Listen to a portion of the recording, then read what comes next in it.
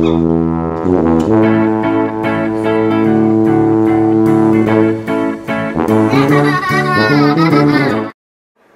morning. I've been really short of breath today, probably because I had a lot of stress. Hadar left yesterday, and this morning we got new neighbors. So they're right next door, and we're kind of like locked in the house now because they were smoking in the hallway, and it's a closed hallway, and they're smoking on their balcony. So fail neighbors. Hopefully it's just like a one-time thing, and like maybe it was just the movers that were smoking and not the neighbors.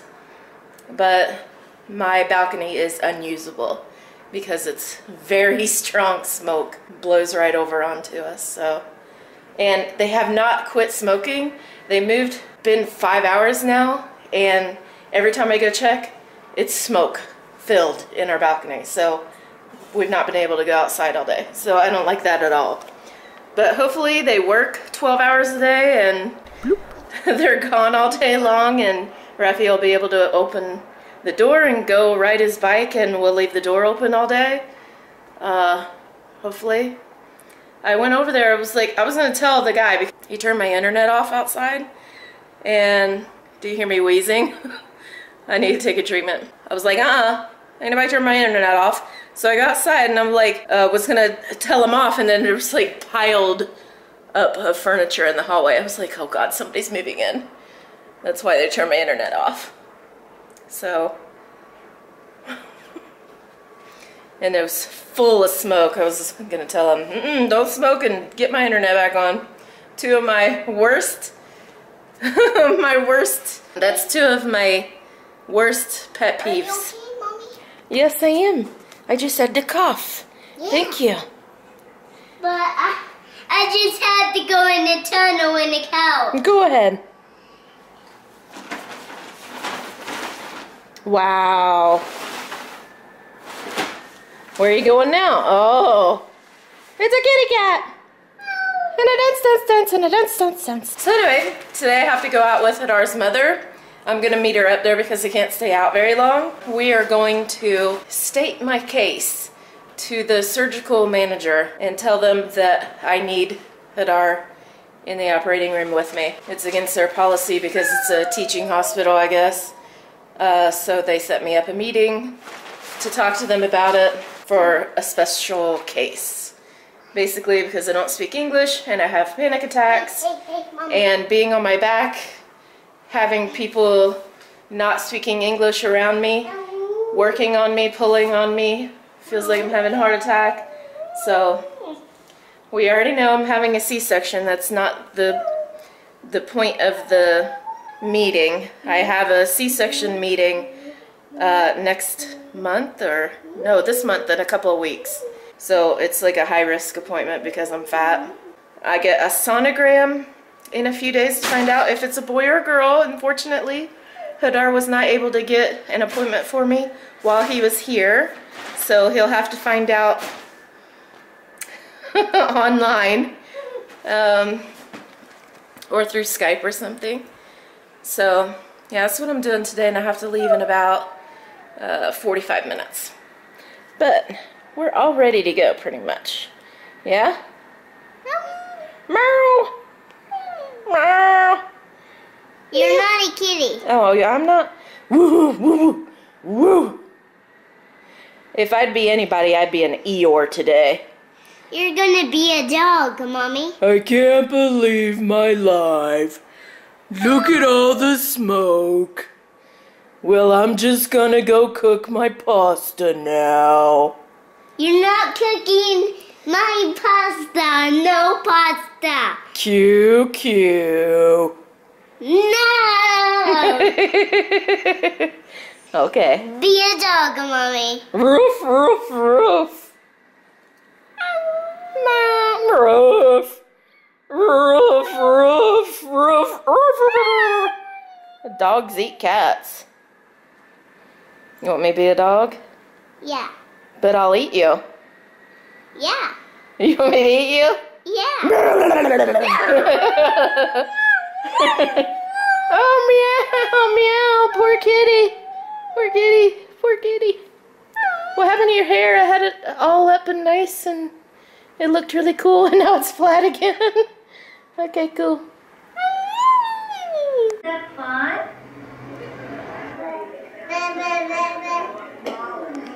Okay, I had to change my shirt because I put the short one on. The short one doesn't go over my belly. So I had to put the long one on, got my skirt on with my pants. So, I'm good to go. Yes. Are you good to go? Yeah, when you walk it. Good. Like this. Yeah. I got it. I got the alligator. I got the alligator. Okay, thanks. Forgot to turn the air conditioner off. I had to turn that on instead of opening the door today. I didn't like that. Whatever. That happens. So, there's no smoke in the hallway right now. We'll see. So, I told Hadar, hey, we got neighbors. And he's like, no! So, as soon as he leaves, we get a neighbor the next day. Alright. So, we're going to go to a shopping center and meet my mother-in-law, and my father-in-law is going to take Rafael for however long this appointment's going to be. I suspect it'll be around an hour, depending on how well we state my case. I don't even know why we have to do this, why this couldn't be done on the phone, but they wanted a meeting. I was like, no, call my husband.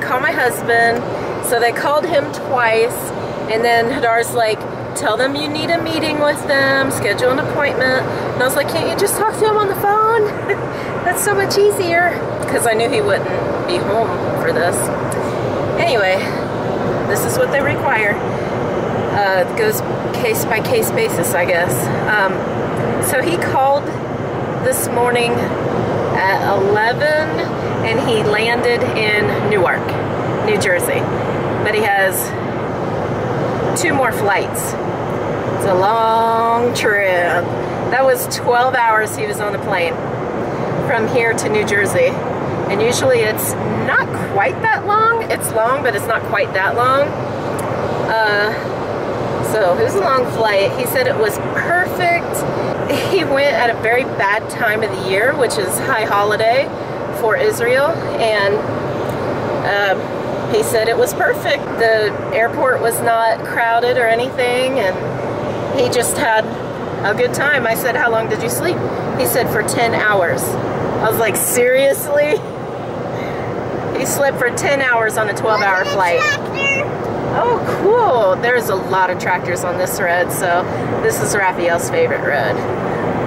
They're doing construction up here, and they farm along the side of it and dig holes and stuff, and he loves it. Loves it. Tractors all the way up and down. Truck! Big old truck! He'd like Florida, I know he would, now that he's old enough to, like, get something out of it. Anyway, so Hadar has to go to Texas, and then he's going to go to Florida. So, he's got a couple more hours ahead of him. He's going to be there in the morning time, their time, but in the nighttime, my time, or evening. And he doesn't have to work for an entire week when he gets there, so I think they're going to go out and explore and go places. There was some people who wanted to go to amusement parks, and Hadar's not really into that because he doesn't like roller coasters. So I don't know what he's going to do. One guy wanted to go to Vegas, and they got a deal for $900 to stay at the, I think, MGM. $900 plus the, everything's paid for. The flight to and back, the food, the MGM, the Grand Hotel or whatever. So that was all paid for. And, you know, they want to experience stuff. There is a Dodge coming up on me very quickly. And as you know, big trucks are really rare here. So to see a big Dodge behind you, Yeah, he going fast. So today should be a good day. It's a little nerve-wracking because I have to talk to people and convince them that I need my husband. But yeah, we'll see. I just don't want to do that again. When I was in the operating room with Rafael, first of all, they didn't give me a local anesthetic in my back for the long needle that goes in your spine to basically paralyze you temporarily. And that to me was very barbaric. I'm not against needles at all, whatever, take my blood. As long as I can see it and I know it's coming, I'm okay with it. I don't mind it. But this poor guy, he was Orthodox. I don't even know how he works in that field being Orthodox, but I guess he's like a different sect. And I shredded his back. I shredded it because I had to grab a hold of him while I'm leaning over and bending my back, like arching my back for the spinal. And, you know, no local, so they punctured my back several times with this very big needle. And it hurt bad. And like when I had Zeb, they numbed me up and I didn't feel anything. He did pluck my spinal cord like a guitar string. I did feel that. But he numbed me, so I didn't feel it. But this one, I felt every single thing in there and it hurt. So it was traumatic for me. It was traumatic, honestly. For me, it was traumatic.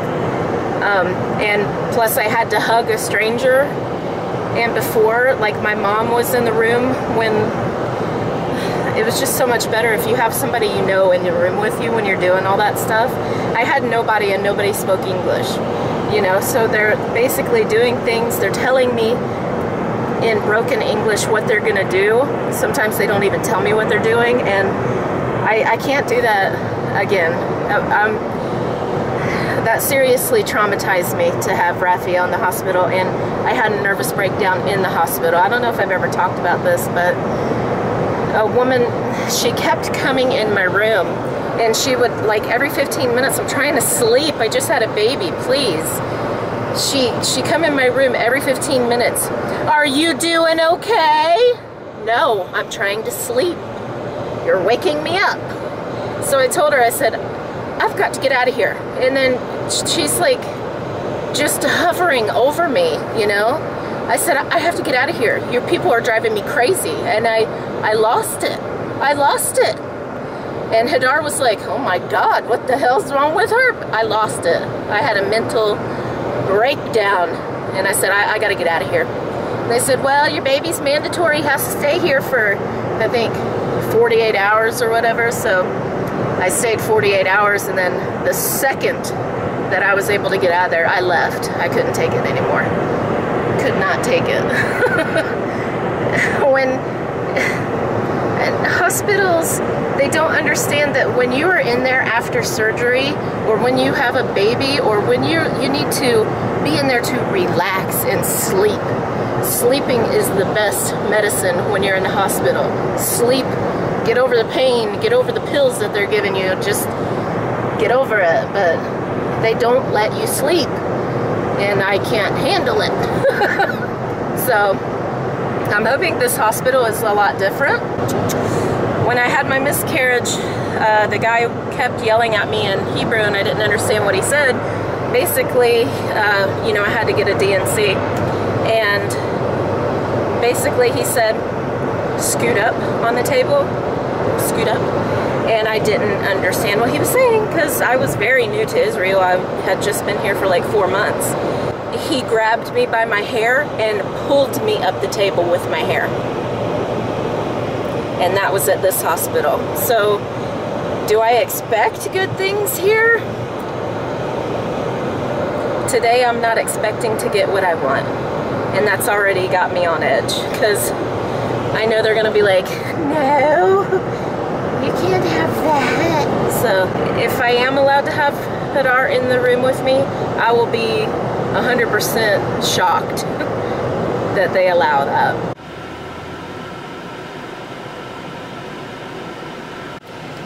See how the light goes yellow and then green?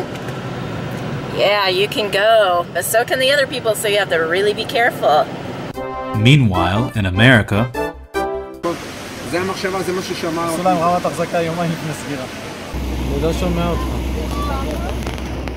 We'd like to welcome you to Newark Liberty International Airport. Local time is approximately 4:40. We will be taxiing for the next few moments. Please remain seated with your seatbelts fastened. When the captain turns off the fasten seatbelt sign, this will be your indication that we are safely parked. We will be arriving at the international terminal, so please have your documentation ready for the officials. You will first enter into the immigration hall, and then you will continue on to the customs area. And that, no matter what your final destination may be, you must retrieve all your checked luggage.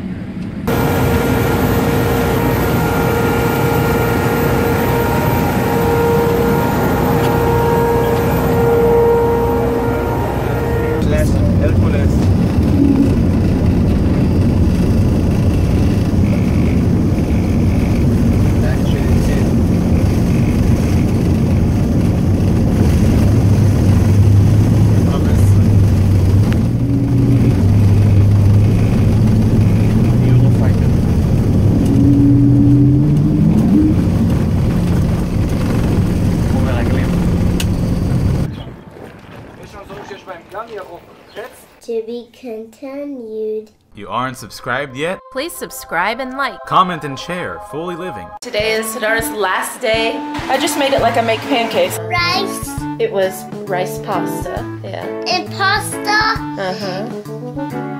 There's a lot of cheese in my pasta. Suitcase for Suitcase. Daddy.